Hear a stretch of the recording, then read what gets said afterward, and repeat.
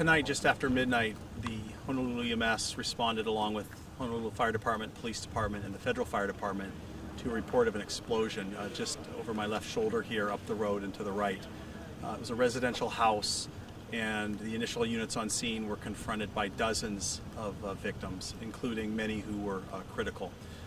Sonny Johnson, our paramedic supervisor on duty tonight, will go over some of the details on the patients that we transported and took care of. I've been in EMS over 30 years, and this is probably one of the worst calls I've ever been on as far as just the immense tragedy and amount of patients and the severity of the injuries. And my heart and prayers go out to the families and friends of these victims.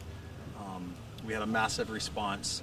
We sent 10 ambulances from our department, as well as 4 supervisors, as well as assets from the Federal Fire Department, their ambulances, and the Honolulu Fire Department and the Police Department.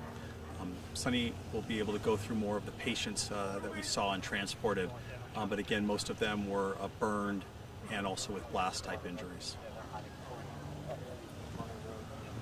Sonny Johnson, paramedic supervisor, Honolulu Emergency Medical Services. Emergency personnel on scene were able to identify 20 patients. Unknown how many patients or victims left prior to our arrival or in the emergency response.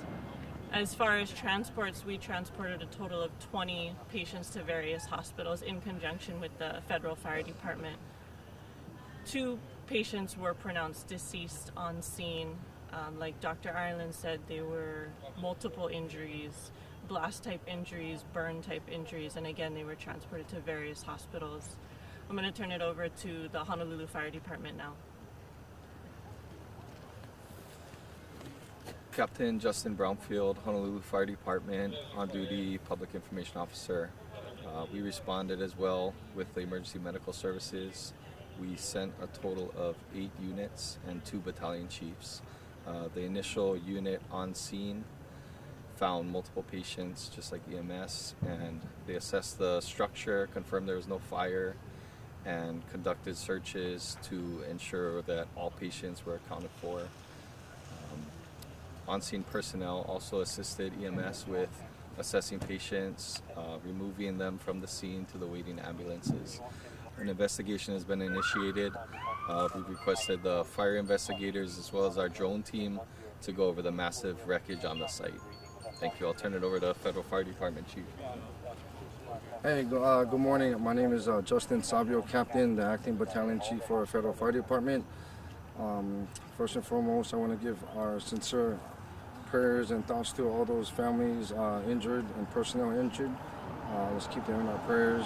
And also, I want to say thank you to all the responding responders that responded to this emergency.